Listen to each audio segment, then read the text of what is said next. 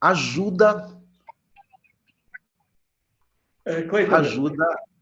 Cleiton, eu não pedi autorização, mas estou a gravar, está bem? Peço desculpa que esqueci-me de o fazer. Tranquilo. Se o processo de punição ajuda na resolução de problemas ou cria novos problemas. E é essa discussão que é travada ali em 1760, né, pelo William Goldwyn, contra o Beccaria.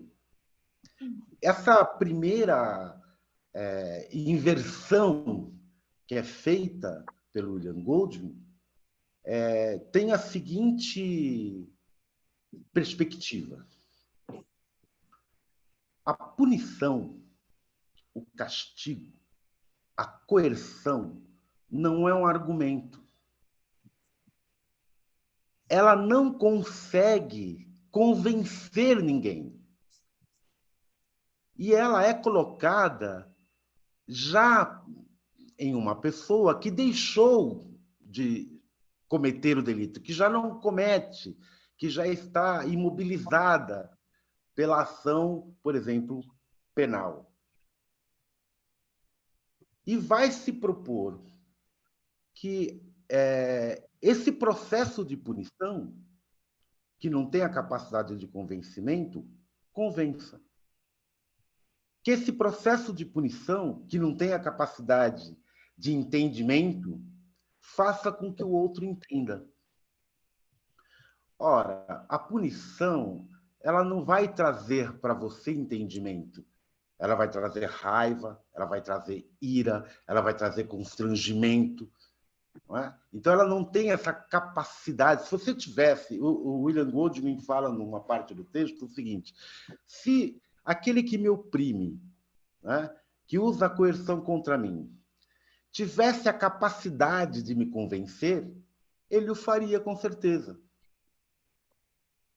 Mas ele usa a força contra mim não porque seu argumento é forte. Ele usa a força contra mim porque seu argumento é fraco, é frágil. A partir deste instante, você tem duas soluções.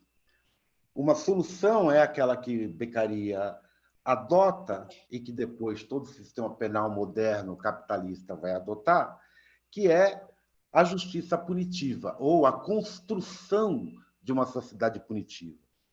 E, de outro lado, você vai ter grupos radicais, intermediários, socialistas, comunistas, anarquistas e assim por diante, que vão questionar a sociedade punitiva. O que o sistema penal faz? A primeira coisa que o sistema penal faz é criar o crime. Né? E ele não cria o crime de forma não seletiva. Por exemplo, matar um monte de gente de fome pela falta de distribuição de alimentos ou pela inacessibilidade de alimentos não é crime. Não é? Mas roubar um carro é crime. Explorar o trabalhador, pagar a ele uma porção miserável na venda da sua força de trabalho, não é crime. Mas esse trabalhador perder seus filhos, né, também não é crime, se morrer de fome. Mas se esse trabalhador se revolta e ocupa a fábrica, a rebeldia é penalizada. Bom, o grande problema é onde é que está a base que vai produzir o processo de punição ou a sociedade punitiva. Porque o abolicionismo penal ele não se refere apenas e tão somente a abolir o Código Penal. Não, é todo o sistema punitivo. Ora, todo sistema punitivo implica também uma relação interpessoal, né? Implica toda uma mudança de comportamento, né? Em relação a como resolver determinados problemas.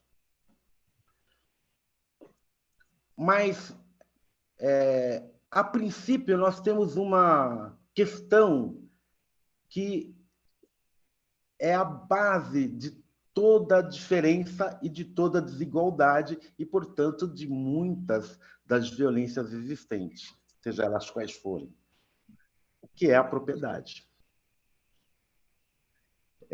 O momento em que alguém, o Rousseau diz isso, não é? O momento em que alguém cerca um terreno e diz, esse terreno é meu, o momento em que alguém, um grupo, um clã, né, seja pelas circunstâncias, seja pela ação da força, ou por qualquer outro evento, toma para si a natureza, ele retira a capacidade do indivíduo, né, poder ir lá e comer uma maçã, por exemplo, que está no terreno dele, né? Ou caçar uma anta, né? Um coelho, sei lá, se ele é carnívoro, e assim por... Olha, ou seja, ele, quando se apropria da terra, ele permite a produção de uma desigualdade. Essa desigualdade, inicialmente, é uma desigualdade provocada pela força, porque só pela força, num regime primitivo, é possível manter uma propriedade. Ora, esse processo, e aí eu não quero entrar em como é que então se produz a propriedade, porque aí a gente ficaria horas e horas falando sobre isso, né? Eu elenquei aqui algumas questões que eu acho que podem ser importantes para a gente, para a nossa discussão, é que essa desigualdade produz determinadas circunstâncias de violência. Ela precisa da violência para se estabelecer. A violência começa na punição da mulher, ou seja, na interdição feminina. E depois na interdição dos filhos, na construção do patriarcado. E logo em seguida, nós vamos ter o quê? A produção de mercadorias excedentes. Essa produção de mercadorias excedentes produz uma relação jurídica. Essas relações jurídicas, inicialmente civil e depois penais, né, vão fazer funcionar todo o sistema. Ora, a produção da mercadoria pré-capitalista leva a um processo de expropriação da mão de obra, que todo mundo sabe. Agora, o capitalismo, quando nasce, ele precisa se expandir. E ele expande também a sua capacidade de dominação. Essa capacidade de dominação e de opressão, ela também vai se sutilizando. Porque se a opressão e a dominação fossem apenas negativa, como disse Foucault, ela não teria êxito. Haveria um processo de revolta constante o tempo todo. Não, ela tem que ser também positiva. Ela tem que lhe convencer de que você vai ter alguma vantagem em acionar a sociedade punitivista a seu favor. Ora, o capitalismo e o colonialismo implicaram essa opção pelo sistema penal. Essa opção por tirar da mão do indivíduo a resolução de seus problemas e colocar na mão do Estado e transformar essa situação, problema, em crime. Então, uma situação, problema que existe e vai existir na sua casa, com a sua mãe, com o teu pai, com o teu irmão, com o teu cachorro que mordeu o vizinho, com uma briga de bar, um problema de torcidas, enfim, os bolsonaristas tentando ocupar o Palácio do Planalto no Brasil, todos esses problemas, né, todas as situações problemas, acabaram sendo criminalizadas e verticalizadas. Ou seja, ela é verticalizada porque, à medida que você cria um sistema penal, você também verticaliza, a partir de uma hierarquia, né, a fórmula de solução do problema. Agora, se ele apenas verticalizasse, você próprio iria sentir-se oprimido em relação a essa situação, problema. Porque você, obviamente, uma lei, né, a universalidade da lei, faz com que você esteja apto a um dia responder sobre ela, né? Responder como réu em relação a uma determinada lei. O que isso significa? Por que você, né, mesmo não sendo dono do banco, por exemplo, se condói quando tem um assalto a banco? Porque o sistema, ele funciona com pesos e contrapesos.